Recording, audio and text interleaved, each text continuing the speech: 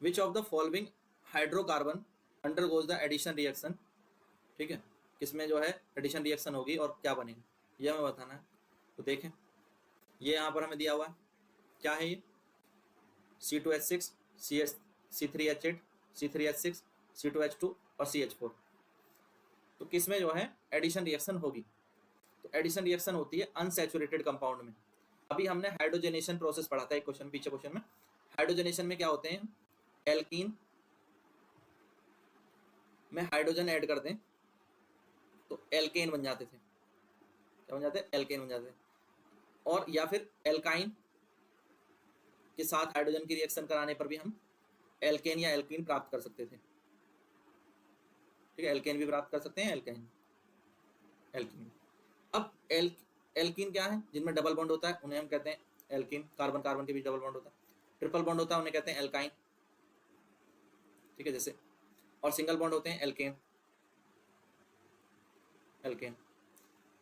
तो एल्केन तो है सैचुरेटेड हाइड्रोकार्बन, जिनमें सिंगल बॉन्ड होते हैं वो होते हैं सैचुरेटेड हाइड्रोकार्बन, और डबल बॉन्ड और ट्रिपल बॉन्ड ये होते हैं अनसैचुरेटेड हाइड्रोकार्बन, अनसैचुरेटेड हाइड्रोकार्बन। तो अनसैचुरेटेड हाइड्रोकार्बन कौन सा है, C3H6, क्योंकि इसमें कार्बन कार्बन के बीच में डबल बॉन्ड है, एक कार्बन कार्बन के बीच में डबल बॉन्ड है, ठीक है।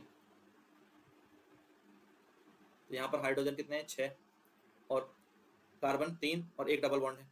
तो ये अनसैचुरेटेड कार्बन वो है हाइड्रोकार्बन, इसकी रिएक्शन जब हाइड्रोजन के साथ आप कराएंगे तो आपको क्या मिल जाएगा, इससे आपको मिल जाएगा C3H8, C3H8 जो कि एक सैचुरेटेड हाइड्रोकार्बन है, ठीक है। इसी तरह से C2H2, C2H2 की रिएक्शन करा सकते थे, क्लियर कर देते हैं। ये वाली रिएक्शन तो यहाँ लिखी हुई है C2H2, इसमें कार्बन कार्बन के बीच ट्रिपल बॉन्ड होता है, 2 कार्बन है और एक ट्रिपल बॉन्ड है और बाकी एक हाइड्रोजन दोनों के साथ जुड़ा। जब इसमें हाइड्रोजन ऐड करोगे निकल की प्रेजेंस में या, ठीक है, प्लेटिनम की प्रेजेंस में, तो क्या होगा, पहले तो बनेगा डबल बॉन्ड, कार्बन कार्बन के बीच डबल बॉन्ड रह जाएगा, तो 2 हाइड्रोजन इधर और 2 हाइड्रोजन इधर, ये हो गया C2H4। फिर जब इसकी हाइड्रोजन के साथ रिएक्शन कराओगे, ठीक है, निकल की प्रेजेंस में कर लेते हैं, तो फिर क्या बनेगा, कार्बन कार्बन के बीच सिंगल बॉन्ड हो जाएगा और 3 हाइड्रोजन ये इधर और 3 हाइड्रोजन ही, सब सिंगल सिंगल बॉन्ड हो गए। तो पहले एल्काइन से एल्कीन, फिर एल्कीन से एल्केन प्राप्त हो गया, इस तरह से जैसे मैंने बताया था पिछले क्वेश्चन में भी। तो अनसैचुरेटेड हाइड्रोकार्बन को सैचुरेटेड हाइड्रोकार्बन में चेंज कर लिया गया।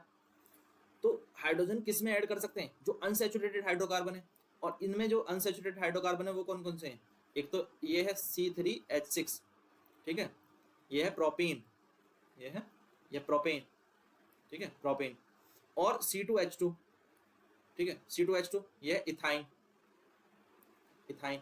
तो इन दोनों में क्या होगा, क्योंकि ये दोनों अनसैचुरेटेड है, इन दोनों में हाइड्रोजन ऐड की जाएगी और ऐड करने के बाद उस रिएक्शन होगी और उस रिएक्शन से ये सैचुरेटेड हाइड्रोकार्बन में बदल जाएंगे, ठीक है।